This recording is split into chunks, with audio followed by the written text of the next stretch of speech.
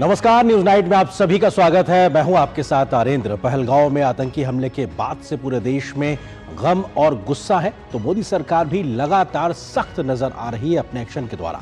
PM Modi ने आतंकियों को और उनके आकाओं को अंजाम भुगतने की चेतावनी दी, तो दिल्ली में कई स्तर पर आज सक्रियता साफ तौर पर दिखाई पड़ी है।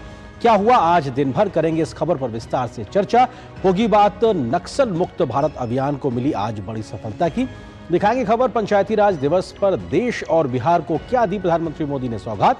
इसके अलावा भी होंगी देश दुनिया की हर जरूरी और महत्वपूर्ण खबर। शुरुआत हेडलाइंस के साथ। पहलगांव हमले के बाद प्रधानमंत्री की दो टूक, कहा साजिश रचने वालों को मिलेगी कल्पना से परे सजा। प्रधानमंत्री ने दुनिया को भी दिया संदेश, भारत को नहीं तोड़ सकता आतंक। इजराइल के प्रधानमंत्री बेंजामिन नेतन्याहू समेत कई नेताओं ने की प्रधानमंत्री मोदी से बात।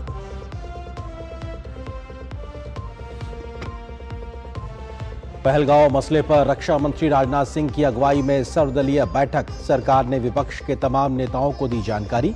राष्ट्रपति द्रौपदी मुर्मू से मिले अमित शाह और एस जयशंकर।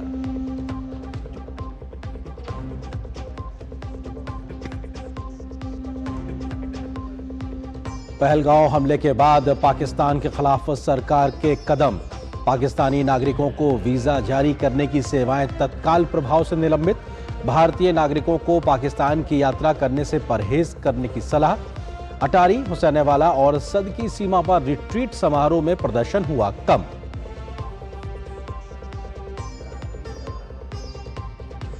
पहलगांव आतंकी हमले में मारे गए लोगों के पार्थिव शरीर देख पूरे देश में आक्रोश, नम आंखों से दी जा रही है विदाई। दिल्ली में बीजेपी ने पाकिस्तानी उच्चायोग के सामने किया प्रदर्शन।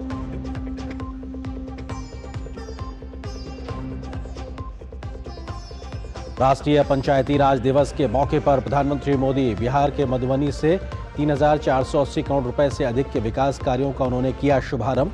कहा पंचायतों को सशक्त करने के लिए लगातार उठाए जा रहे हैं कदम।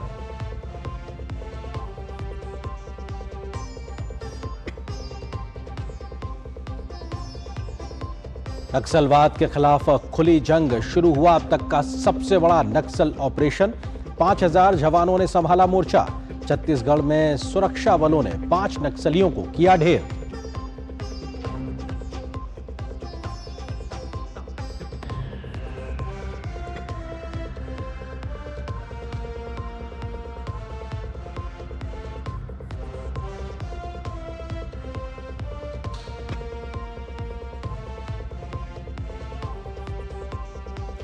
तो सुर्खियों के बाद में खबरों पर डालते हैं विस्तार से नजर। 22 अप्रैल को पहलगांव में हुए आतंकी हमले के बाद प्रधानमंत्री नरेंद्र मोदी ने आज बहुत कड़े शब्दों में इस घटना को अंजाम देने वालों को अंजाम भुगतने की चेतावनी दी है। प्रधानमंत्री मोदी ने कहा कि साजिश रचने वालों को उनकी कल्पना से भी परे जाकर कड़ी सजा मिलेगी। पीएम मोदी ने आतंक की बची कुची जमीन को भी नेस्तनाबूद करने की बात कही है। प्रधानमंत्री मोदी ने बहुत ही सख्त रुख के बाद से जहां देश को फिर से भरोसा पैदा हुआ है कि आतंक के खिलाफ निर्णायक अभियान चलेगा, तो पाकिस्तान में डर का माहौल बना हुआ है। आतंकियों की बची खुची जमीन को भी मिट्टी में मिलाने का समय आ गया है। I say to the whole world,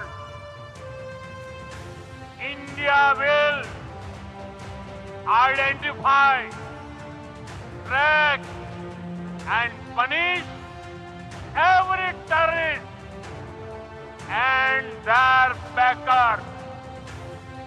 सीमा पार प्रायोजित आतंकियों और उनके रहनुमाओं की अब खैर नहीं, ये प्रधानमंत्री मोदी की स्पष्ट चेतावनी है।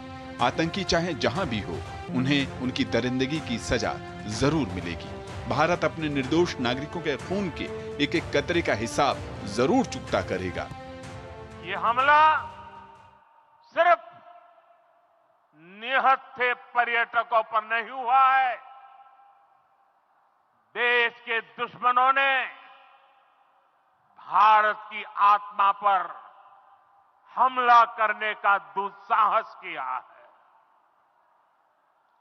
मैं बहुत स्पष्ट शब्दों में कहना चाहता हूं, जिन्होंने ये हमला किया है उन आतंकियों को और इस हमले की साजिश रचने वालों को उनकी कल्पना से भी बड़ी सजा मिलेगी। सजा मिलकर के रहेगी। 22 अप्रैल का दिन कोई भारतीय कैसे भूल सकता है, जब दोपहर के वक्त पहलगाम में आतंकियों ने अपनी कायरता दिखाई। निहत्थे बेकसूर लोगों की टारगेट किलिंग की। 26 लोग मारे गए। ये सब कश्मीर घूमने गए थे। कोई अपने बच्चे के साथ था, कोई पिता के साथ, तो कोई अपने जीवन साथी के साथ। लेकिन अमन के दुश्मनों ने एक पल में हंसते खेलते परिवार को उजाड़ दिया। जिस बेरहमी से मारा है उससे पूरा देश व्यथित है। कोटि कोटि देशवासी दुखी हैं। इस आतंकी हमले में किसी ने अपना बेटा खोया, किसी ने अपना भाई खोया, किसी ने अपना जीवन साथी खोया है। आज उन सभी की मृत्यु पर करगिल से कन्याकुमारी तक हमारा दुख एक जैसा है। देश का हर एक व्यक्ति दुखी है। पूरे देश में लोगों का गुस्सा साफ नजर आ रहा है। वे हर हाल में आतंकियों को नेस्तो नाबूद करने के लिए उमड़ रहे हैं। बिहार, मधुबनी, झंझारपुर से प्रधानमंत्रियों ने देशवासियों के साथ साथ दुनिया को भी दो टूक शब्दों में बता दिया कि भारत इंसानियत के दुश्मनों को उनके अंजाम तक पहुंचाकर ही दम लेगा। We will pursue them to the ends of the earth. India's spirit will never be broken by terrorism. Terrorism will not go unpunished. Every effort will be made to ensure that justice is done. The entire nation is firm in this resolve. Everyone who believes in humanity is with us. I thank the people of various countries and their leaders who have stood with us in these times. दहशतगर्दों ने भारत को छेड़कर बड़ी भूल की है। आतंकी शायद ये भूल गए थे कि ये नया भारत है। यहाँ आतंकियों और उनके सरपरस्तों को कीमत चुकानी ही होगी। मोदी सरकार फुल एक्शन में है और दुस्साहसियों पर ये एक्शन कहर बनकर टूटेगा। कुमार आलोक के साथ bureau report, DD news. Pahalgam में आतंकी हमले के बाद से भारत सरकार लगातार एक्शन में नजर आ रही है। कल भारत ने पाकिस्तान पर कई प्रतिबंध लगाने का ऐलान किया था, तो आज पाकिस्तानी नागरिकों को वीजा जारी करने की सेवाएं तत्काल प्रभाव से निलंबित भी कर दी गई। दिल्ली में तमाम देशों के राजदूतों को बुलाकर पहलगाम हमले की जानकारी भारत की ओर से दी गई, तो पंजाब के अटारी हुसैनवाला और सदकी सीमा पर होने वाले रिट्रीट समारोह के दौरान औपचारिक प्रदर्शन को बेहद कम करने का भी भारत ने फैसला किया है। पानी, वीजा, सीमा चौकी बंद। अब की बार फाइनल जंग। पाक पर चौतरफा वार। अब की बार आर पार। जम्मू कश्मीर के पहलगाम में हुए आतंकी हमले से पूरे देश में उबाल है। हमले में 26 लोगों की जान गई है। लोगों में आतंकियों के खिलाफ गुस्सा है। वहीं मोदी सरकार लगातार इस मसले पर सक्रिय है और ताबड़तोड़ फैसले ले रही है। बुधवार को सीसीएस की बैठक के बाद सरकार ने कई कदमों का ऐलान किया। गुरुवार को भी सरकार की ओर से कई कदमों का ऐलान किया गया। भारत सरकार ने पाकिस्तानी नागरिकों को वीजा जारी करने की सेवाएं तत्काल प्रभाव से निलंबित कर दी हैं। सीसीएस द्वारा लिए गए निर्णयों के बाद यह निर्देश जारी हुआ है। विदेश मंत्रालय के प्रवक्ता रणधीर जायसवाल ने सोशल मीडिया एक्स पर बताया कि भारत द्वारा पाकिस्तानी नागरिकों को जारी किए गए सभी वैध वीजा 27 अप्रैल 2025 से रद्द माने जाएंगे। हालांकि चिकित्सा वीजा भी 29 अप्रैल 2025 तक ही वैध रहेंगे। जो पाकिस्तानी नागरिक वर्तमान में भारत में हैं, उन्हें अपने वीजा की संशोधित अवधि समाप्त होने से पहले भारत छोड़ना अनिवार्य होगा। सरकार ने भारतीय नागरिकों को पाकिस्तान की यात्रा करने से सख्त परहेज करने की सलाह दी है। साथ ही जो भारतीय वर्तमान में पाकिस्तान में हैं, उन्हें जल्द से जल्द भारत लौटने को कहा गया है। भारत ने पहलगाम आतंकी हमले के बारे में जानकारी देने के लिए दिल्ली स्थित विदेशी दूतों को बुलाया। यह बैठक विदेश मंत्रालय में हुई। इस बैठक में तमाम देशों के राजदूत मौजूद थे। साउथ ब्लॉक में विदेशी राजनयिकों को बुलाया गया ताकि पहलगाम हमले की जानकारी दी जा सके। विभिन्न देशों के राजनयिकों को इन हमलों में पाकिस्तान की भूमिका के सबूत दिए गए। बताया जा रहा है कि भारत ने G20 के सभी सदस्य देशों के राजनयिकों को ब्रीफ किया। भारत ने एक और कदम उठाते हुए पंजाब के अटारी, हुसैनीवाला और सदकी सीमा पर रिट्रीट समारोह के दौरान औपचारिक प्रदर्शन को कम करने का फैसला लिया है। इस दौरान भारतीय गार्ड कमांडर द्वारा समकक्ष गार्ड कमांडर के साथ प्रतीकात्मक हाथ मिलाने को निलंबित कर दिया गया है। समारोह के दौरान अब पहले की तरह बॉर्डर के गेट नहीं खोले जाएंगे।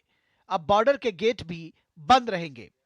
दरअसल बुधवार को सीसीएस की बैठक में भारत ने पंजाब में वाघा अटारी सीमा पर चेकपोस्ट बंद करने और सार्क वीजा छूट योजना को रद्द करने का फैसला किया, जिससे पाकिस्तानी नागरिकों के लिए प्रवेश के रास्ते बंद हो गए हैं।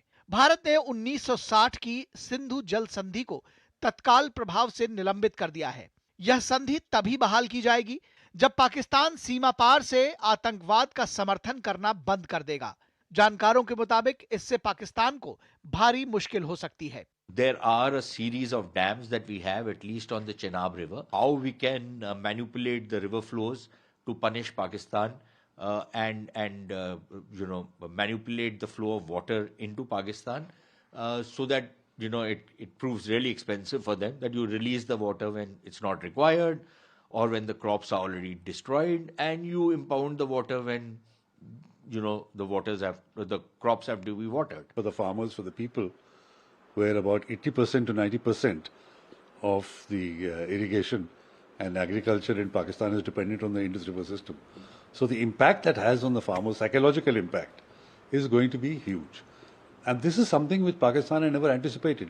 कुल मिलाकर पहलगाम हमले के बाद भारत सरकार एक्शन में है और तमाम कदम उठा रही है। जाहिर है इन कदमों से पाकिस्तान सदमे में है। Bureau report, DD news. तो पहलगांव के आतंकी हमले के बाद भारत सरकार ने जिन कड़े प्रतिबंधों का पाकिस्तान पर एक तरीके से लगाया है, उनमें सिंधु जल समझौता भी एक बड़ा फैसला है, जिसको निलंबित करने का फैसला भारत सरकार ने किया है। क्या ये समझौता, ये आपको सिलसिलेवार तरीके से बताते हैं क्या है सिंधु जल समझौता। 1960 में भारत पाकिस्तान के बीच में ये संधि हुई थी, जिसके तहत नदियों के पानी के बंटवारे की बात हुई थी। इसके तहत सिंधु, रावी, ब्यास, सतलुज, झेलम, चिनाब नदियों, ये टोटल 6 नदियों के पानी को बंटवारे को लेकर यह समझौता हुआ था 1960 में भारत और पाकिस्तान के बीच में। समझौते की मध्यस्थता विश्व बैंक ने की थी। एक लगभग 9-10 साल की पूरी बातचीत के बाद में ये विश्व बैंक के समझौते के तहत एक तरीके से ये मामला सामने आगे बढ़ा था। भारत को मिलता है नदियों का लगभग 30% के आसपास पानी, और इस तरीके से अगर पाकिस्तान की बात की जाए तो लगभग उसको 70% पानी मिलता है इन तमाम 6 नदियों के पानी बंटवारे के लिहाज से अगर देखा, जिनको 2 भागों में पूर्वी और पश्चिमी नदियों में बांटा जाता है। भारत को 3 पूर्वी नदियां सतलुज, ब्यास, रावी का पानी मिलता है, और जबकि जो पश्चिमी ओर की नदियां हैं उनमें सिंधु है, झेलम है, चिनाब है, इनका पानी पाकिस्तान को मिलता है। यानी कि टोटल 6 में से 3 नदियां जो पूर्वी भारत की ओर है उनका पानी भारत को मिलता है, जबकि 3 पश्चिमी नदियों का पानी जो है वो पाकिस्तान को जाता है। लेकिन भारत से जाने वाला पानी भी एक तरीके से पाकिस्तान की ओर जाता है। 3 पूर्वी नदियों का 41 बिलियन M3 पानी भारत को आवंटित हुआ था इस समझौते के तहत, जब 1960 में यह समझौता हुआ था दोनों देशों के बीच में। इसी प्रकार से अगर हम पाकिस्तान के लिहाज से बात करें तो पश्चिमी नदियों का लगभग 99 बिलियन M3 वार्षिक तौर पे पानी मिलने का आवंटन पाकिस्तान को हुआ था। तो अपने आप में यह समझौता हुआ था, इसके तहत 6 नदियों के पानी के बंटवारे को लेकर एक सहमति बनी थी, और इसके बाद किस तरीके से ये अपना इतने दशकों से ये पूरा मामला आगे चला रहा था। लेकिन अगर सिंधु समझौता रद्द हुआ है या निलंबित हो रहा है तो ऐसे में पाकिस्तान पर इसका क्या असर पड़ेगा वो समझना भी जरूरी है। पाकिस्तान की लगभग 80% खेती योग्य भूमि सिंधु के पानी पर ही निर्भर है। ये जो पानी तमाम भारत की ओर से जाता है उसमें 80% खेती योग्य भूमि उस पर निर्भर है। सिंधु के पानी का 93% हिस्सा सिंचाई के लिए इस्तेमाल होता है, खेती किसानी के लिए बहुत बड़ी मात्रा में, यानी पाकिस्तान को ये पानी चाहिए ही चाहिए है। ऐसे में उसकी ये जरूरत है, लाइफलाइन है। 237 मिलियन आबादी एक तरीके से इस पानी पे निर्भर है, तो वहीं सिंधु बेसिन की लगभग 61% आबादी इसी पानी पे निर्भर बताई जाती है। तो अपने आप में लाइफलाइन के तौर पर यह पानी कहा जा सकता है। कराची हो, लाहौर हो, मुल्तान हो, जैसे तमाम बड़े जो शहर हैं वो एक तरीके से इन्हीं पानी पे निर्भर हैं। उनकी तमाम ज़रूरतें इन नदियों के पानी से पूरी होती, चाहे वो एग्रीकल्चर के लिए हो, इंडस्ट्री के लिए हो, या फिर शहरों में पानी की सप्लाई को लेकर हो।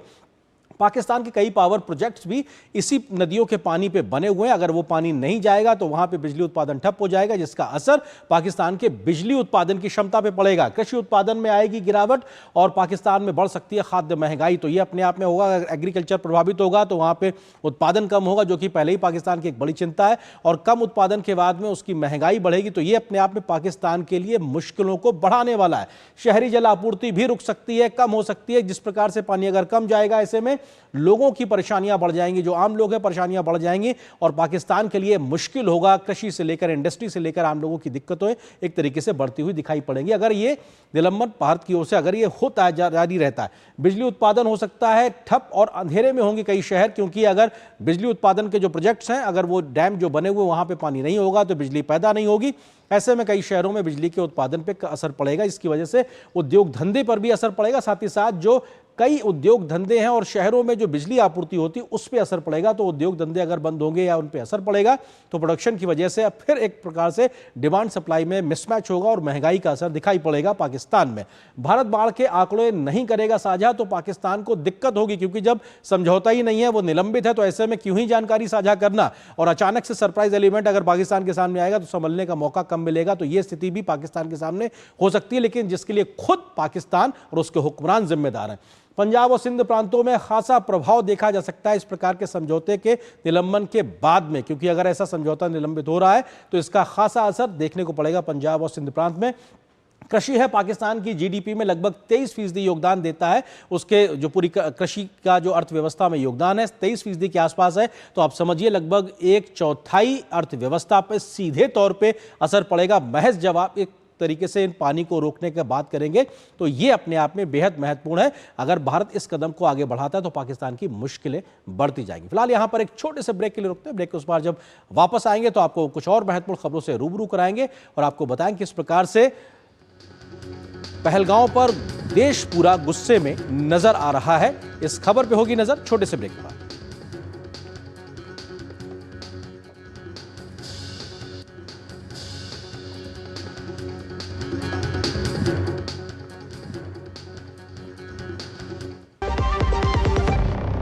सस्ते वाले दाल मसाले स्वाद हुआ बेकार। MDH की हल्दी मिर्ची धनिया करे कमाल। ये रंग दे, ये खुशबू दे, ये तीखा, ये कम पड़े। क्या निराला MDH मसाला।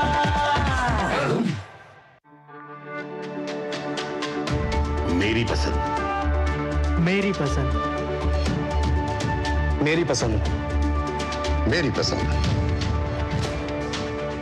हमारी पसंद, हम सबकी पसंद। मजबूत देश का मजबूत सरिया हो गया स्टील।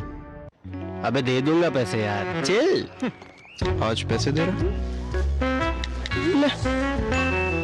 अच्छा बहु बशाई, समोसा स्प्लिट करने से प्यार बढ़ता है और बिल स्प्लिट करने से दोस्ती।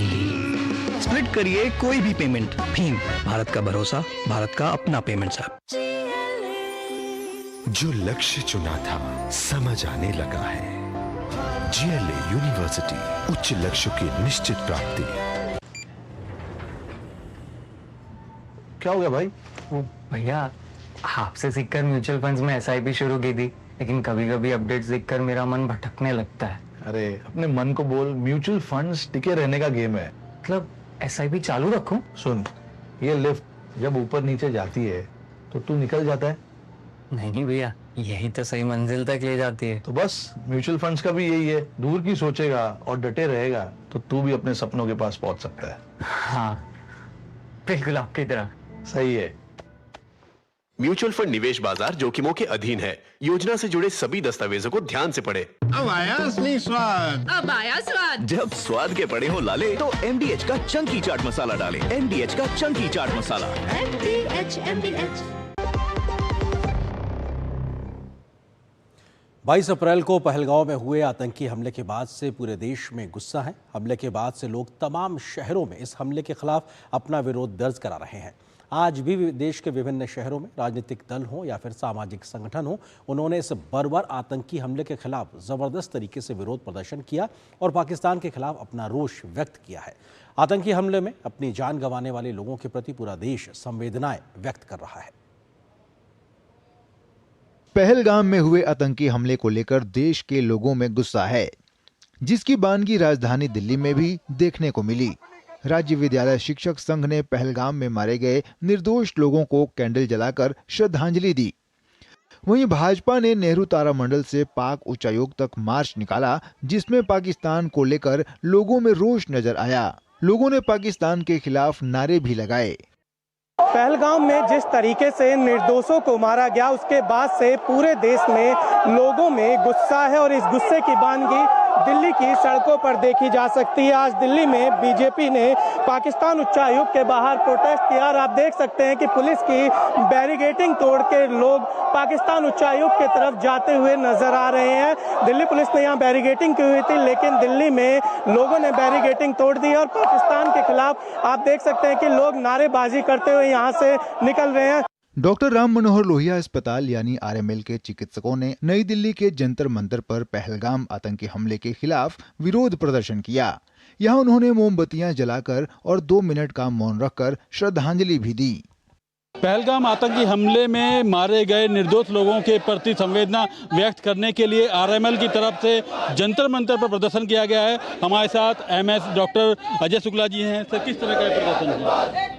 ये जो लोगों की जानें गई हैं, उनके परिवार के साथ हम लोग खड़े हैं, उनको ये महसूस कराने के लिए कि पूरा देश उनके साथ खड़ा है। ऐसे घटना में जो किसी परिवार के साथ हो सकता था, तो हम सब लोग एक हैं, हम भारतवासी सारे एक हैं, उनके लिए खड़े हैं। यही हम संदेश देना चाहते हैं। और जिन लोगों ने इस टाइप की घटना, इतनी दर्दनीय घटना की है, इतनी घटिया हरकत दी, उनको मुंह तोड़ जवाब मिलना चाहिए। यही हमें अपने देश से उम्मीद है। कोलकाता में पश्चिम बंगाल विधानसभा के नेता प्रतिपक्ष और भाजपा नेता शुभेंदु अधिकारी ने पहलगाम आतंकी हमले के खिलाफ विरोध प्रदर्शन किया। ये हिंदू होने के नाते आपने जो आइडेंटिटी पूछ के ये लोग किया, ये हिंदू शहीद है कम्प्लीटली। ये धर्म युद्ध है, ये हिंदू चुन चुन के मारा गया है। जम्मू कश्मीर के अनंतनाग में सरकारी डिग्री कॉलेज की महिलाओं ने पहलगाम आतंकी हमले के खिलाफ विरोध प्रदर्शन किया। And we strongly condemn the fact that has been done. We're very sorry for this, and this doesn't represent Kashmir. This doesn't represent us. हम सिर्फ इतना कहेंगे कि जिसने भी ये सब कुछ किया, उसके लिए बेहतर था अगर ये आवाज उन तक जा रही है, तो हम सिर्फ इतना बोलेंगे कि उनको ऐसा करना चाहिए था। कश्मीरी के हर एक घर में जाकर एक एक कश्मीरी को कत्ल करना था, उनकी जगह जो बेगुनाह मारे गए। इंसानियत का कत्ल है। हमारे पास अल्फाज नहीं कि क्या कहे। मैं तो कहता हूँ, मैं इस पे कुछ नहीं कह सकता हूँ, बस ये कहता हूँ कि जो परपेट्रेटर्स है, they have been flush out. Manipur के इम्फाल में लोगों ने पहलगाम आतंकी हमले के खिलाफ। और इस वक्त आपको सीधे ले चलते हैं सर्वदलीय बैठक के बाद में केंद्रीय मंत्री किरण रिजिजू इसकी जानकारी दे रहा है, आपको सुनाते हैं। हुई उसके बारे में बताया और सब पार्टी को बताया कि सब कुछ अच्छा चलते हुए भी ये घटना एक चूक हुई है और इससे सब दुखी है और ऐसा घटना आगे नहीं होना चाहिए। इसके लिए क्या क्या प्रबंधन किया गया है, इसके बारे में ऑफिशियल्स अपने ब्रीफिंग में एक्सप्लेन किया है। उसके बाद सब पार्टी ने कहा कि सरकार के साथ है और आतंकवाद के खिलाफ इस लड़ाई में सारे पॉलिटिकल पार्टी सरकार के साथ खड़ा है और पूरा देश खड़ा है। ये संदेश भी सब पॉलिटिकल पार्टी ने दिया है और सब पार्टी के नेताओं ने एक ही आवाज़ में कहा है कि सरकार जो भी कदम उठाएगा साथ देंगे। ये भी सब पार्टी के नेताओं ने कहा है। और कुछ मुद्दे सामने में आए, उसका क्लैरिफिकेशन भी हुआ और मीटिंग पॉजिटिव नोट में समाप्त हुई। और मैं मानता हूं कि आज के इस महत्वपूर्ण ऑल पार्टी बैठक में जो हमने स्पिरिट अडॉप्ट किया है कि एकजुट होकर के लड़ाई लड़ेंगे आतंकवाद के खिलाफ, वो आगे भी जारी रहेगा। और एक अपील किया है कि ऐसे समय में हम एक दूसरे के खिलाफ राजनीतिक दृश्य से ना दिखें और राजनीति ना करें। ऐसे माहौल में देश एकजुट रहना चाहिए, ये भी सबने संदेश दिया है। तो मैं मानता हूं कि आज के ऑल पार्टी मीटिंग के बाद हम लोग कामयाब होंगे आतंकवाद के खिलाफ लड़ाई में, और पाकिस्तान और उनके जितने समर्थक हैं जिन्होंने इस आतंकवाद हमला को अंजाम दिया है उसको बदला लेने में और आगे और भी कड़ी कार्रवाई हो, इसके लिए एकजुट रहेंगे, हम ये मानते हैं। किरण जी, एक बार इंग्लिश में फटाफट बता दीजिए क्या व्हाट वाज द आउटकम। मैंने ये कहा है कि ये तस्वीरें आप देख रहे थे संसद भवन परिसर के पास से, जहां पर केंद्रीय मंत्री किरेन रिजिजू इस बात की जानकारी दे रहे थे जो सरकार की ओर से आज सर्वदलीय बैठक बुलाई गई थी। पहलगांव आतंकी हमले के बाद से उस हमले की जानकारी दी गई सभी दलों को, तो वहीं सभी पार्टी चाहे वो पक्ष की हो विपक्ष की हो, सभी ने सरकार के साथ आतंकवाद के खिलाफ के मसले पर एकजुटता दिखाई है और सरकार की ओर से कहा गया है कि वो हर संभव कदम उठाया जाएगा जिसके चलते हम न सिर्फ आतंकवादियों को नेस्तनाबूद करेंगे बल्कि उनको पनाह देने वाले, उनको संरक्षण देने वाले जो तमाम उनके लोग हैं उन सभी पे करारा हमला किया जाएगा। और ये एक शुरुआत है, ये आगे भी जारी रहेगा, ये सरकार की ओर से कहा गया है। तो वहीं पहलगांव आतंकी हमले के बाद मोदी सरकार लगातार एक्शन में है, तो पाकिस्तान के खिलाफ लिए जा रहे फैसलों को लेकर भी देश की सभी राजनीतिक दलों को विश्वास में लेने का काम आज मोदी सरकार ने किया है। आज शाम को दिल्ली में सर्वदलीय बैठक हुई है जिसकी अध्यक्षता रक्षा मंत्री राजनाथ सिंह ने की। एनडीए हो या फिर इंडी गठबंधन के तमाम दल इस बैठक में शामिल हुए और सरकार की ओर से सभी दलों को पहलगांव हमले की जानकारी दी गई, तो विपक्ष ने भी आतंकवाद के मसले पर सरकार के साथ कदम ताल करने की बात कही है। जम्मू कश्मीर के पहलगाम में हुए आतंकी हमले को लेकर देश में भारी गुस्सा है। सरकार तमाम कदम उठा रही है। इन सारे घटनाक्रमों के बारे में राजनीतिक दलों को भी जानकारी रहे, इसके लिए सरकार ने गुरुवार को सर्वदलीय बैठक बुलाई। संसद भवन परिसर की लाइब्रेरी बिल्डिंग में हुई सर्वदलीय बैठक की अध्यक्षता रक्षा मंत्री राजनाथ सिंह ने की। बैठक में गृह मंत्री अमित शाह, विदेश मंत्री एस जयशंकर, संसदीय कार्य मंत्री किरेन रिजिजू मौजूद थे। इसके अलावा जेपी नड्डा, मल्लिकार्जुन खड़गे, राहुल गांधी समेत तमाम राजनीतिक दलों के प्रतिनिधि मौजूद थे। बैठक में हमले के बाद की स्थिति, सुरक्षा उपायों और आगे की रणनीति पर चर्चा हुई और सरकार ने विस्तार से जानकारी दी। बैठक में शामिल दलों ने मौजूदा संकट के समय सरकार के साथ खड़े रहने की बात कही।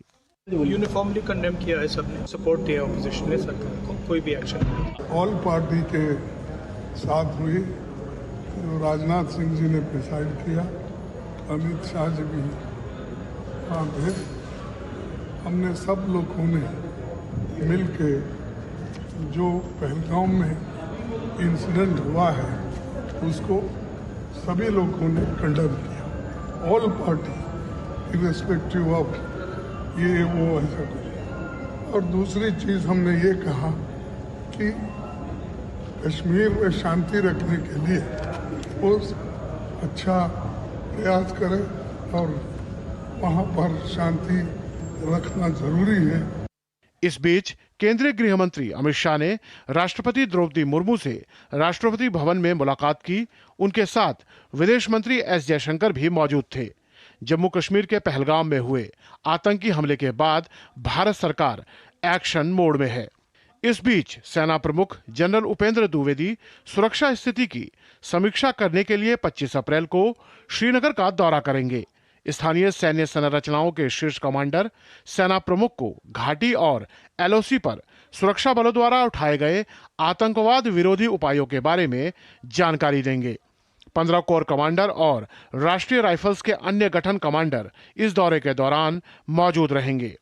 इस बीच पहलगाम हमले के 48 घंटे के भीतर भारत ने दुश्मनों को कड़ा संदेश देते हुए गुरुवार को जंगी जहाज आईएनएस सूरज से मिसाइल परीक्षण किया। नौसेना ने मध्यम दूरी की सतह से हवा में मार करने वाली मिसाइल दागी है। नौसेना के मुताबिक इस दौरान भारत के स्वदेशी मिसाइल विध्वंसक जहाज INS सूरत ने समुद्र में लक्ष्य को सफलतापूर्वक भेदने में कामयाबी हासिल की है। परीक्षण के दौरान भारतीय नौसेना के नवीनतम स्वदेश निर्मित निर्देशित मिसाइल विध्वंसक INS सूरत ने समुद्र में स्थित एक लक्ष्य पर सटीक हमला किया। यह देश की रक्षा क्षमताओं को मजबूत करने में एक महत्वपूर्ण उपलब्धि है। ये उपलब्धि स्वदेशी युद्धपोत डिजाइन, विकास और संचालन में देश की बढ़ती ताकत को दर्शाती है। उधर जम्मू कश्मीर पुलिस ने पहलगाम की बैरसन घाटी में 22 अप्रैल को पर्यटकों पर हमला करने वाले 3 आतंकवादियों के पोस्टर जारी किए हैं और सूचना देने वालों के लिए हर आतंकवादी पर 20-20 लाख रुपए के इनाम की घोषणा की है। अनंतनाग पुलिस ने गुरुवार को सोशल मीडिया प्लेटफॉर्म X पर एक पोस्ट में 3 आतंकवादियों के पोस्टर जारी करते हुए कहा है कि आदिल हुसैन ठोकर, हाशिम मूसा उर्फ सुलेमान और अली भाई उर्फ तलहा भाई के बारे में जानकारी देने वाले को 20-20 लाख रुपए का इनाम मिलेगा। तीनों को लश्कर-ए-तैयबा का आतंकवादी बताया गया है और सभी तीनों पर 20-20 लाख रुपए का अलग अलग इनाम रखा गया है। पुलिस ने आतंकवादियों के बारे में सूचना देने वाले की पहचान गोपनीय रखने का भी आश्वासन दिया है। Bureau report, DD news. तो इस बड़ी खबर पे हम करेंगे चर्चा। इससे जुड़ा है आज का हमारा विशेष भी। पीएम मोदी की हुंकार, आतंक पर होगा कड़ा प्रहार, क्योंकि प्रधानमंत्री ने आज साफ शब्दों में इस बात को कह दिया है, संदेश दिया है कि कैसे आतंकवाद और उसके सरपरस्तों को छोड़ा नहीं जाएगा। इस विषय पे बात करने के लिए खास मेहमानों का पैनल मेरे साथ मौजूद है। एम्बेसडर SR तायल जी हैं, जो कि पूर्व वरिष्ठ राजनयिक हैं। मेजर जनरल रिटायर्ड ध्रुव सी कटोच जी हैं, जो कि डायरेक्टर हैं इंडिया फाउंडेशन के, सुरक्षा मामलों के विशेषज्ञ हैं। अशोक टंडन जी हैं, वरिष्ठ पत्रकार। इसके अलावा मेरे सहयोगी संवाददाता ऋषि कुमार भी हमारे साथ में मौजूद है, जो कि अब से कुछ देर पहले जो सर्वदलीय बैठक हुई उसको लगातार कवर कर रहे थे। आप चारों का स्वागत है। ऋषि, सबसे पहले आपसे ही, क्योंकि जो सर्वदलीय बैठक हुई है इसमें क्या बड़ा कंसेंसस, आम सहमति बनती हुई दिखाई पड़ी है आतंकवाद के खिलाफ, जो कि देश के लिए एक बड़ा खतरा है, उस पर क्या एक बड़ा संदेश इस बैठक से निकला है? ऋषि। देखिए अरिंद, इस सर्वदलीय बैठक का जो सबसे बड़ा मकसद था कि हमें एक संदेश देना है कि भारत हर परिस्थिति में, और ख़ास तौर से ऐसी परिस्थिति में जब रोष और दुख की घड़ी हो और जब हमारा दुश्मन हमारे सामने हो, तो हम एक साथ मिलकर एक फैसला करने में सक्षम हैं। आज हमने सर्वदलीय बैठक के बाद जो तमाम रिएक्शंस आए सभी राजनीतिक दलों के, सरकार की तरफ से भी बताया गया कि क्या क्या उन्होंने अपने जानकारी सभी राजनीतिक दलों की दी। उसमें यही बात सामने आई कि सभी ने कहा कि एक सुर में हम इस घटनाक्रम के बाद एक हैं और सरकार इस मामले में एक कड़ा एक्शन लेती है, हम उसके साथ हैं और कड़ी कार्रवाई के लिए एक सहमति बनी कि हमें कुछ करना चाहिए ताकि इस तरीके की घटनाएं बार बार न हो। हमने देखा कि नेता प्रतिपक्ष और मल्लिकार्जुन खड़गे हों, राहुल गांधी हों, अन्य जो सांसद हैं उनकी तरफ से प्रतिक्रियाएं आईं और सरकार की तरफ से केंद्रीय संसदीय कार्य मंत्री किरण रिजिजू ने कहा कि हमने सबसे पहले जो जानकारी थी वो सभी राजनीतिक दलों को दी और बताया। इसमें उन्होंने कहा कि हमारी जो एजेंसीज हैं उनकी तरफ से भी ब्रीफिंग की गई, बताया गया कि ये घटना हुई कैसे और इसमें क्या क्या पक्ष हैं और इसके लिए जिम्मेदार कौन है। और इसके बाद उन्होंने कहा कि जो बात हमने अब तक कार्रवाई के तौर पर रखी और उसका भी समर्थन सभी राजनीतिक दलों ने किया, जो सिंधु जल समझौता है उसको भी एक सुर में सभी ने सही ठहराया और कहा कि ये हमारे लिए माकूल है कि हम जिन जिन परिस्थितियों से पाकिस्तान को झुका सकते हैं, उसको कमज़ोर कर सकते हैं, उसको नेस्तनाबूद कर सकते हैं, उन सभी का प्रयोग करना ज़रूरी है। तो एक तरीके से कह सकते हैं एक सबसे बड़ा संदेश कि हम सब एक हैं और अपने दुश्मन से मुकाबला करने के लिए सक्षम है। बिल्कुल, ये शायद लोकतंत्र की हमारी इस खूबसूरती सीधे तौर पे दिखाता है। अशोक टंडन जी, सवाल ये कि इतनी बड़ी घटना के बाद पूरा देश में गम है, गुस्सा है। प्रधानमंत्री का आज एक बहुत सख्त संदेश जो देशवासियों को विश्वास पैदा करता है कि साहब जो गुनहगार हैं उनको उनकी कल्पना से परे सजा दी जाएगी, जो उन्होंने सोचा भी नहीं होगा। ये विश्वास पैदा करने के लिए अपने आप में काफी है शब्द। अशोक जी। प्रधानमंत्री ने आज, अगर आप ध्यान से देखें तो अपने इस कड़ी चेतावनी को बाद में अंग्रेजी में भी दोहराया था। वो संदेश था अंतर्राष्ट्रीय समुदाय के लिए, इंटरनेशनल कम्युनिटी के लिए, दुनिया भर के मीडिया के लिए था।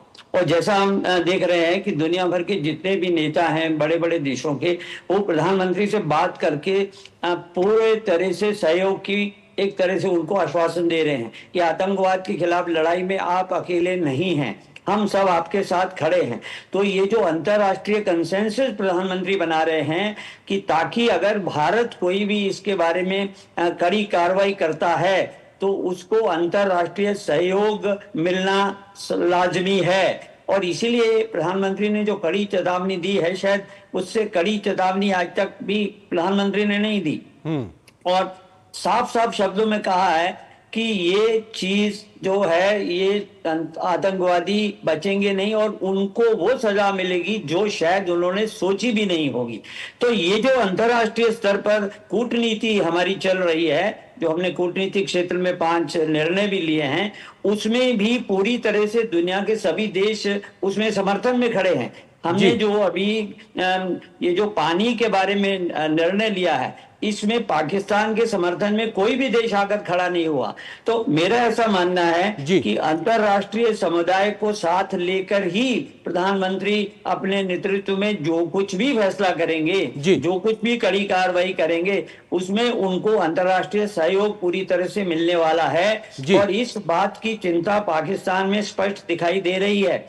बिल्कुल, ये चिंता मैं एक बात और कहूंगा, पाकिस्तान में इस सारे मामले में कोई एकता दिखाई नहीं दे रही है। एक स्वर में पाकिस्तान नहीं बोल रहा है। पाकिस्तान के प्रधानमंत्री पूरी तरह से आर्मी चीफ की मुट्ठी में है और ये जो साजिश रची गई है आईएसआई और पाकिस्तानी चीफ, आर्मी चीफ ने मिलकर रची है। और मुझे इस बात की भी आशंका है कि अगर जब भारत जरा सी भी कोई कार्रवाई करेगा तो वहां पर तख्ता पलट होगा और ये जो सरकार है इसको भी वो हटाकर खुद कंट्रोल करेंगे, क्योंकि कहेंगे कि भारत ने जो कार्रवाई की है पाकिस्तान उसका मुंह तोड़ जवाब नहीं दे पाया। एक तरीके से तो वहां पे रिपीट होने जा रही है, जैसे जनरल मुशर्रफ ने किया था और बाद में उन्होंने नवाज शरीफ का तख्ता उल्टा था। आज ये साजिश के तहत जो कार्रवाई पाकिस्तान के आर्मी चीफ ने किया आईएसआई के साथ मिलकर, उनके इरादे वहां पर भी नेक नहीं है। हम तो उसका मुंह तोड़ जवाब देंगे ही, लेकिन अंदरूनी स्थिति पाकिस्तान की बहुत ही इस समय खराब है। भारत इस आतंक के खिलाफ एकजुट है, इतना बड़ा लोकतांत्रिक देश होने के बाद भी, इन विविधताओं के बाद भी, लेकिन पाकिस्तान अपने आप में अलग थलग पड़ता हुआ दिखाई पड़ रहा है। मजरत आयल, क्योंकि ये बहुत महत्वपूर्ण है। हमने पहले भी देखा है कि सर्जिकल स्ट्राइक के समय और एयर स्ट्राइक के समय भारत को दुनिया भर से समर्थन मिला। इस घटना के बाद से दुनिया के तमाम बड़े नेताओं के फोन प्रधानमंत्री के पास आना, उनके ट्वीट्स आना और इस बात का समर्थन देना कि वो भारत के साथ खड़े हैं। और जो बात अशोक टंडन जी ने कही कि भारत डिप्लोमेटिक स्तर पर वो तमाम एक कंसेंसस या कहा जाए सहयोग के साथ आगे बढ़ रहा है, जो कोई भी वो कार्रवाई करेगा। आपको लगता है कि जो अभी तक डिप्लोमेटिक स्ट्राइक भारत ने की है कल के फैसलों से, उसको आगे बढ़ाते हुए भारत बहुत तेजी से और सही दिशा में आगे बढ़ रहा है? एमएसडा तायल? जी हाँ, बिल्कुल सही दिशा में आगे बढ़ रहा है। आज ये भी सूचना आई थी कि फॉरेन सेक्रेटरी ने जो मेजर कंट्रीज हैं उनके जो राजदूत हैं दिल्ली में, उन सबको ब्रीफ किया, उन सबको बताया कि पाकिस्तान का इसमें हाथ है।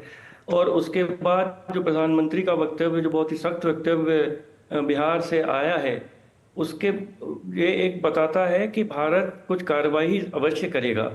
अब इसमें एक 2-3 चीज़ें हैं। विश्व का कोई भी देश इस समय आतंकवाद का समर्थक नहीं है। अभी पाकिस्तान, अभी हमें याद है, वो फाइनेंशियल एक्शन टास्क फोर्स में ग्रे लिस्ट में था, पर कुछ देशों की मदद से वो अभी उसमें निकल गया है। पर टर्की ने निकालने की मदद की पाकिस्तान को, पर टर्की तो खुद कुर्ड्स के आतंकवाद से बहुत ही परेशान है।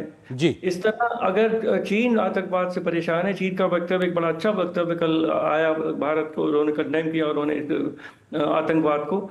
तो इस समय पाकिस्तान के साथ कोई देश खड़ा नहीं है। जब ये आतंकवाद की इतनी दुखद घटना हुई तो उस समय उपराष्ट्रपति वांस यहाँ पर थे, भारत के प्रधानमंत्री सऊदी अरेबिया में थे, जो देश हमेशा पुराने समर्थक हैं पाकिस्तान के, वो भी अब उनसे दूर हटते चले जा रहे हैं। और जो भी कार्रवाई इस समय भारत करेगा, और मैं समझता हूँ पाकिस्तान जो प्रधानमंत्री का कठोर वक्तव्य आया है, तो भारत अवश्य कुछ कार्रवाई जरूर करेगा। उसमें पाकिस्तान के साथ मैं नहीं समझता कि कोई भी देश खड़ा होगा और सब देश पाकिस्तान को यही कहेंगे कि भाई आप आतंकवाद को खत्म करिए, अपने गलेबान में झांकिए और हिंदुस्तान के साथ सुलह करिए। बिल्कुल जनरल कटोच, क्योंकि आज प्रधानमंत्री का जो वक्तव्य आता है उसमें वो कल्पना से परे सजा देने की बात तो कहते ही हैं और साथ ही साथ वो ये भी कहते हैं कि आतंकवाद की जो बची खुची जमीन है ना उसको भी नेस्तनाबूद करके छोड़ेंगे। तो ये संदेश और ये शब्द जो चयन किया गया है ये भी दिखाता है कि भारत अब रुकने और झुकने वाला नहीं है, आतंक को खत्म करके ही रुकेगा। जनरल कटोच। बिल्कुल सही बताया आपने जी। देखिए ये जो शब्द है ये ऑन द स्पर नहीं बोले गए हैं। प्रधानमंत्री ने जब ये बोला है बड़ा सोच समझ के जो शब्द हैं उनको चुना हुआ है कि मैंने ये बोलना है। और प्रधानमंत्री मोदी जब भी बोलते हैं वो करके दिखाते हैं। तो दो चीजें हुई हैं, एक तो पूरे देश को इकट्ठा कर दिया है इस भाषण ने और पूरा देश आपने देखा है कि पॉलिटिकल पार्टी किस प्रकार से एकजुट हो गई है। अभी जो एनडीए और इंडिया की पार्टी है सब एकजुट हो गई है। पूरा भारत 1.4 बिलियन इंडियन जिसको कहते हैं अब एकजुट है।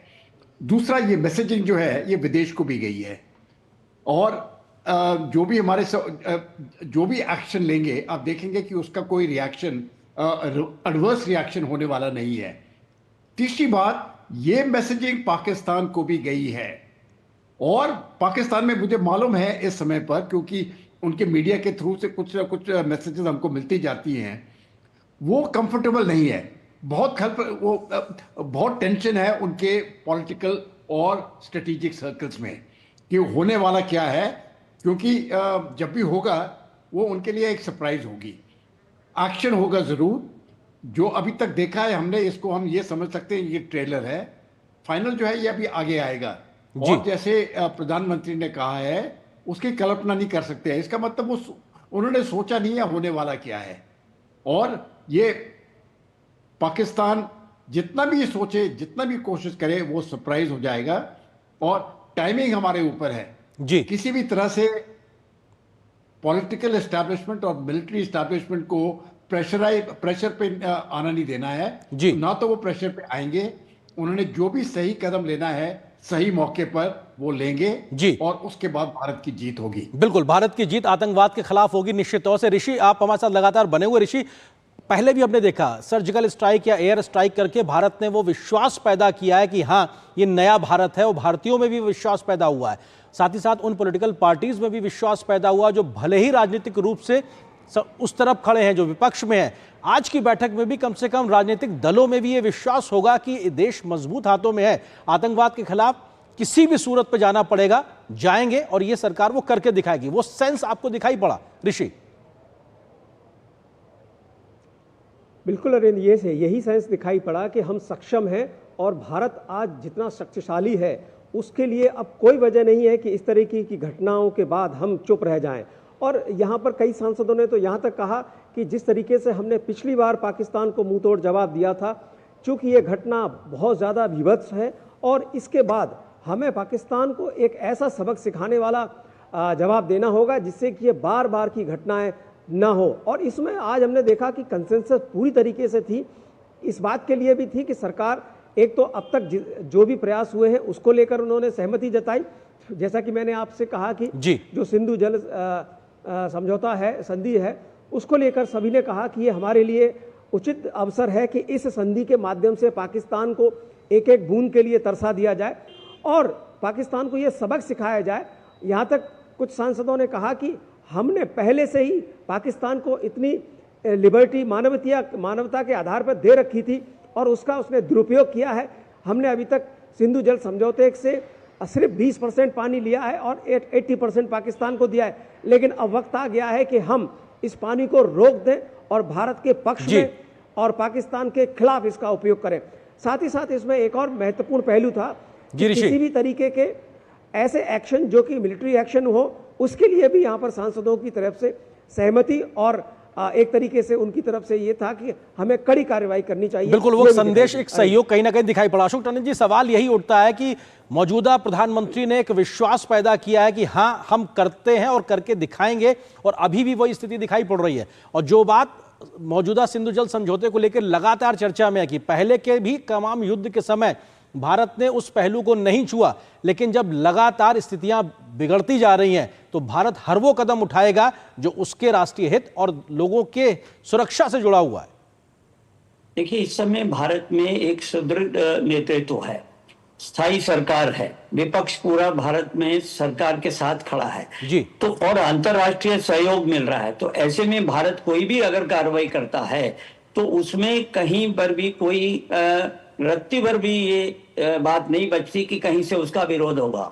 अभी जैसे पाकिस्तान ने जैसे रिएक्शन दिया है पहला कि ये जो इंडस वाटर ट्रीटी को सस्पेंड करना is an act of war, ये जो एक धमकी पाकिस्तान ने दी है, तो इसका अर्थ क्या है? अगर हमने एक्ट ऑफ वॉर कर दिया है इंडस वाटर ट्रीटी को सस्पेंड करके और ये एक्ट ऑफ वॉर है, तो आप करिए ना कुछ, अगर आप में दम है तो इस पे एक्ट ऑफ वॉर के रिटेलिएशन में आप क्या कर सकते हैं? दुनिया का कोई देश आपके साथ खड़ा नहीं है और किसी तरह के फोरम में भी आप नहीं जा सकते हैं। तो अगर हमारे पहले डिप्लोमेटिक ऑफेंसिव का असर ये हो रहा है कि पाकिस्तान दिल मिलाकर ये बोल रहा है it's an act of war, तो let Pakistan react to this. और अगर पाकिस्तान रिएक्ट कर किसी तरह से किसी फ्रंट पर लड़ाई की शुरुआत करता है तो जो पाकिस्तान का हाल होगा वो दुनिया पहले भी देख चुकी है। तो इसलिए इतनी बुरी तरह से पाकिस्तान कॉर्नर हो गया है, डिप्लोमेटिक फ्रंट पर हो गया है, इंटरनेशनल कम्युनिटी में एक भी देश पाकिस्तान के समर्थन में खड़ा नहीं है। तरीके से अलग थलग पड़ता हुआ पाकिस्तान में पूरी दुनिया हमारे साथ खड़ी बिल्कुल है। दुनिया खड़ी हुई है। जल्दी से एम्बेसडर तायल, क्योंकि अलग थलग हो गया है पाकिस्तान, भारत जो कार्रवाई करेगा अभी तक की उसको समर्थन दुनिया से मिलता दिखाई पड़ रहा है। एम्बेसडर तायल। जी हाँ, बिल्कुल, भारत जो भी कार्रवाई करेगा, मैं नहीं समझता कि कोई भी देश उसमें भारत को के खिलाफ कुछ बोलेगा, पर हर देश का ये प्रयत्न रहेगा कि बहुत ज्यादा युद्ध भारत और पाकिस्तान के बीच में ओपन युद्ध ना हो, उसमें दूसरे देश अवश्य कोशिश करेंगे। पर मैं समझता हूं कि भारत अब एक मेजर्ड रिस्पांस देगा, तो भारत एक ऐसी रिस्पांस देगा जो कि जिसको कि दुनिया के लोग क्रिटिसाइज नहीं कर पाएंगे। अब ये तो भविष्य बताएगा कि भारत क्या एक तरीके से कदम उठाता है। जनरल कटोच, क्योंकि भारत सरप्राइज एलिमेंट देगा, प्रधानमंत्री मोदी का जो व्यक्तित्व है वो भी इस प्रकार का है, वो सख्त फैसला लेना जानते हैं, उसको इंप्लीमेंट करना भी जानते हैं। जनरल कटोच। देखिए, मेजर रिस्पॉन्स तो होगा, इसमें तो मुझे कोई शक नहीं है, लेकिन तैयारी होगी पूरे युद्ध की, क्योंकि मेजर्ड रिस्पांस का मतलब ये नहीं है कि हमने ये कर दिया और उसके बाद छोड़ दिया। उसके बाद अगर पाकिस्तान ने हरकत की तो उसके ऊपर जवाब होगा, और जब तक आप पूरे युद्ध के लिए तैयार नहीं होगे तो मेजर्ड रिस्पांस कामयाब नहीं होगा। मैसेज ये है, हम तैयार हैं, और जब तक वो मैसेज होगी पूरी तैयारी की कि हम तैयार हैं, जरूरी है तो हम युद्ध पर जाएंगे, उसमें कोई प्रॉब्लम नहीं है जी। लेकिन पहला रिस्पांस होगा, मेजर्ड रिस्पांस होगा, जिससे पाकिस्तान को सबक सीखना पड़ेगा, और अगर वो उसके ऊपर रिटेलिएट करता है तब उसके बाद पाकिस्तान को भी भुगतना पड़ेगा।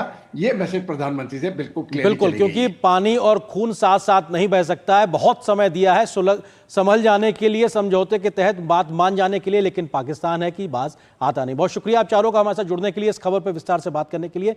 इस खबर से आगे बढ़ते हैं और बात बताते हैं आपको कि पहलगाम आतंकी हमले को लेकर इजराइल के प्रधानमंत्री बेंजामिन नेतन्याहू ने प्रधानमंत्री नरेंद्र मोदी से फोन पर बात की है। उन्होंने आतंकी हमले की कड़े शब्दों में निंदा की। उन्होंने कहा कि भारत के लोगों और उनकी पीड़ितों के परिवारों के साथ एकजुटता भी उन्होंने व्यक्त की है। प्रधानमंत्री पीएम मोदी ने नेतन्याहू के साथ सीमा पार से हुए आतंकी हमले की जानकारी साझा भी की है। पीएम मोदी ने आतंकियों और उनके समर्थकों को न्याय के कटघरे में लाने की बात को दृढ़ता के साथ में दोहराया है।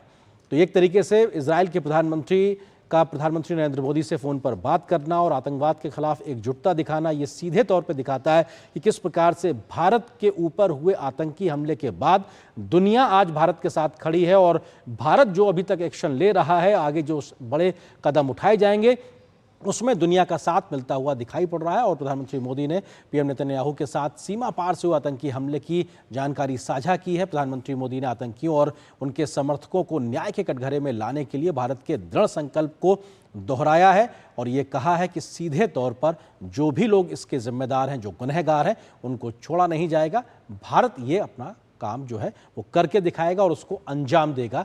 ये दुनिया के सामने भारत ने आज स्पष्ट कर दिया है। और यहां पर एक छोटे से ब्रेक के लिए रुकते हैं।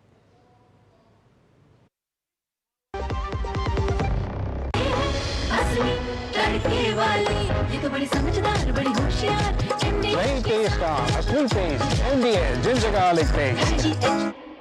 जब धरती चीर कर निकलता है लोहे का पत्थर और मिलता है मोंगिया के जोश से, फिर तपता है, पिघलता है और बनता है फौलाद। अब होता है सरिया सारी खूबियों के साथ। मोंगिया स्टील, मजबूत देश का मजबूत सरिया। पैसे बड़े बदल गए हो यार। अब जेब से नहीं स्कैनर से आते हो, फिर भी बोनी पर सर लगाए जाते हो।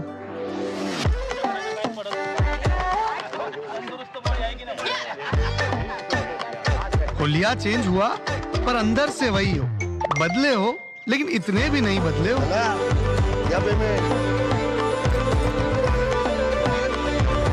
हाई फाई होके भी भाषा सबकी बोलते हो।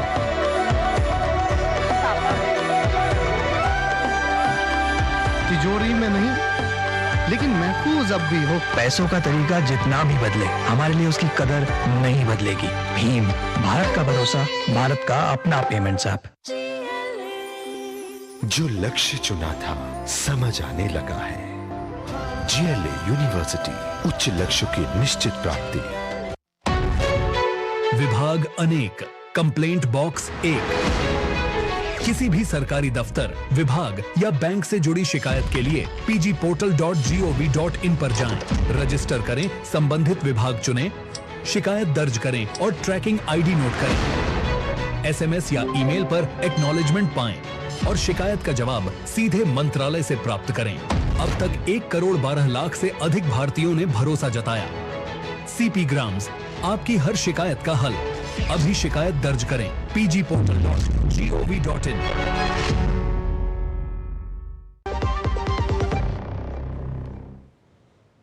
तो 22 अप्रैल के आतंकी घटना के नए नए वीडियो सामने आ रहे हैं। तो जिन्होंने अपनों को खोया है उनकी आंखों देखी आतंकी हमले की कहानी और बर्बरता बयां कर रहे हैं वो कि किस तरीके से पूरी घटना हुई थी। पहलगांव में परिवार घूमने गए थे, लेकिन आतंकियों ने परिजनों के सामने ही पुरुषों की पहचान कर उनको खत्म कर दिया।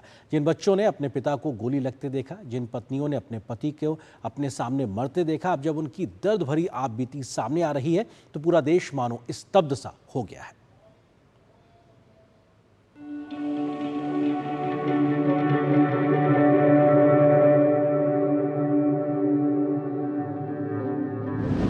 नौ साल के मासूम की जुबान, पहलगाम हमले की कहानी। मासूम ने देखा हमला, अब मांग रहा है बदला। ये वो मासूम बच्चा है जिसको आतंक के आकाओं ने अनाथ कर दिया। इसकी उम्र भले ही 9 साल की है, लेकिन इसको दर्द ऐसा मिला है जो उसको पता नहीं कितने वर्षों तक सालता रहेगा। मासूम नक्श कलथिया गुजरात के सूरत के रहने वाले हैं और पहलगाम हमले ने कलथिया परिवार को जिंदगी भर का दर्द दिया है। मुंबई में पत्नी और बच्चों के साथ रह रहे शैलेश कलथिया के परिवार ने अपना जन्मदिन जम्मू कश्मीर में मनाने का फैसला किया था, लेकिन पहलगाम की बैसरन वैली में आतंकियों के हमले में पत्नी और बच्चों के सामने उनकी जान ले ली गई।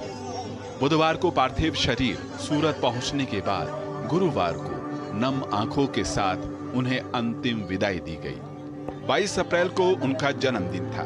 जब मुंबई के बाद सूरत जन्मदिन पर शव पहुंचा तो लोगों की आंखों में आंसू निकल आए।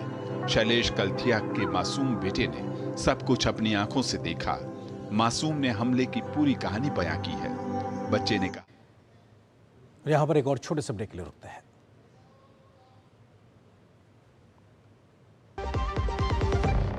सस्ते वाले दाल मसाले स्वाद हुआ बेकार। MDH की हल्दी मिर्ची धनिया करे कमाल। ये रंग दे, ये खुशबू दे, ये तीखा, ये कम पड़े। क्या निराला MDH मसाला।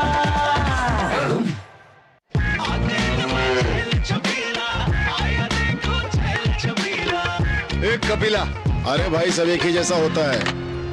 ये लो साधारण पशु आहार।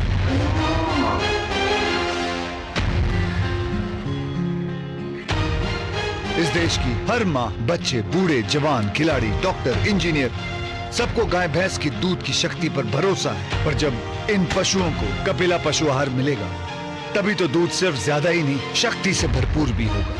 और ये सच जानते हुए चंद पैसों के लिए तुम देश का भरोसा तोड़ दो। कपिला पशु आहार, देश का नंबर 1 पशु आहार।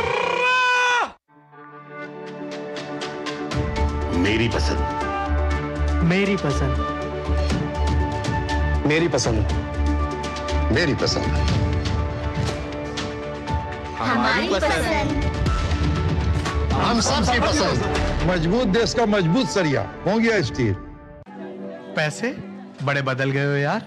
अब जेब से नहीं स्कैनर से आते हो, फिर भी बोनी पर सर लगाए जाते हो।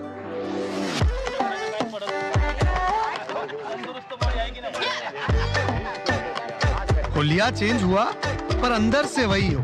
बदले हो लेकिन इतने भी नहीं बदले हो।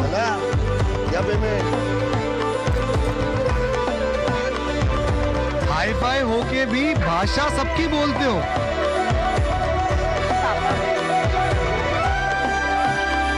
तिजोरी में नहीं लेकिन महफूज अब भी हो। पैसों का तरीका जितना भी बदले, हमारे लिए उसकी कदर नहीं बदलेगी। भीम, भारत का भरोसा, भारत का अपना पेमेंट्स ऐप।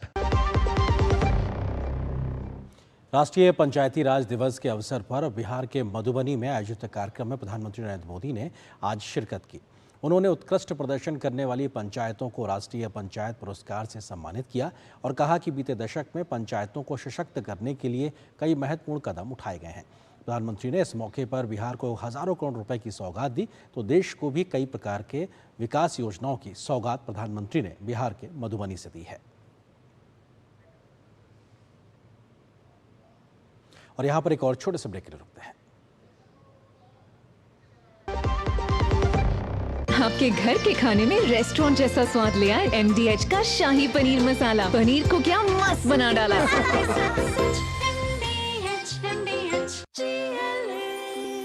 जो लक्ष्य चुना था समझ आने लगा है। GLA यूनिवर्सिटी, उच्च लक्ष्य की निश्चित प्राप्ति। क्या हो गया भाई? वो भैया आपसे सीखकर म्यूचुअल फंड्स में SIP शुरू की थी, लेकिन कभी कभी अपडेट्स देखकर मेरा मन भटकने लगता है। अरे अपने मन को बोल, म्यूचुअल फंड्स टिके रहने का गेम है। मतलब SIP चालू रखूं? सुन, ये लिफ्ट जब ऊपर नीचे जाती है तो तू निकल जाता है। नहीं भैया, यही तो सही मंजिल तक ले जाती है। तो बस म्यूचुअल फंड्स का भी यही है, दूर की सोचेगा और डटे रहेगा तो तू भी अपने सपनों के पास पहुंच सकता है। हाँ बिल्कुल आपकी तरह। सही है। म्यूचुअल फंड निवेश बाजार जोखिमों के अधीन है। योजना से जुड़े सभी दस्तावेजों को ध्यान से पढ़ें। विभाग अनेक, कंप्लेंट बॉक्स 1। किसी भी सरकारी दफ्तर, विभाग या बैंक से जुड़ी शिकायत के लिए pgportal.gov.in पर जाएं, रजिस्टर करें, संबंधित विभाग चुनें, शिकायत दर्ज करें और ट्रैकिंग ID नोट करें। SMS या ईमेल पर एक्नॉलेजमेंट पाएं और शिकायत का जवाब सीधे मंत्रालय से प्राप्त करें। अब तक 1 करोड़ 12 लाख से अधिक भारतीयों ने भरोसा जताया। CP ग्राम्स, आपकी हर शिकायत का हल। अभी शिकायत दर्ज करें pgportal.gov.in। शादी का किचन महके जहां, गोल्डी किचन किंग मसाले हो वहां। गोल्डी लाई है फ्रेश लॉक टेक्नोलॉजी, जो रखे मसालों को हर समय फ्रेश।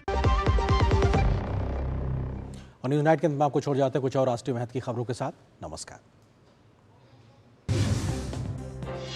केंद्र सरकार ने बच्चों में होने वाले गंभीर स्वास्थ्य समस्या खसरा रुबेला रोग के उन्मूलन के लिए 2026 तक का लक्ष्य तय किया है। इसको लेकर केंद्रीय स्वास्थ्य एवं परिवार कल्याण मंत्री JP नड्डा ने खसरा रुबेला उन्मूलन अभियान का शुभारंभ किया। खसरा रुबेला उन्मूलन अभियान एक स्वास्थ्य कार्यक्रम है जिसका मुख्य उद्देश्य खसरा और रुबेला रोगों को खत्म करना है।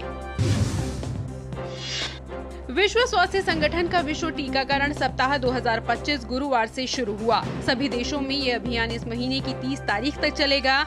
विश्व टीकाकरण सप्ताह प्रत्येक वर्ष अप्रैल के अंतिम सप्ताह में मनाया जाता है। इसका उद्देश्य टीकाकरण की जीवन रक्षक क्षमता को बढ़ाना है। इस वर्ष की थीम है सभी के लिए टीकाकरण मानवीय रूप से संभव हो। विश्व स्वास्थ्य संगठन का दावा है कि पिछले 50 वर्षों में आवश्यक टीकों ने कम से कम 15 करोड़ 40 लाख लोगों की जान बचाई है। केंद्रीय पेट्रोलियम मंत्री हरदीप सिंह पुरी ने इथेनॉल ब्लेंडिंग पर बोलते हुए कहा कि भारत 20% इथेनॉल ब्लेंडिंग का लक्ष्य लगभग हासिल कर चुका है। इसे और आगे बढ़ाने पर विचार किया जा सकता है, हालांकि अभी कोई निर्णय नहीं लिया गया है।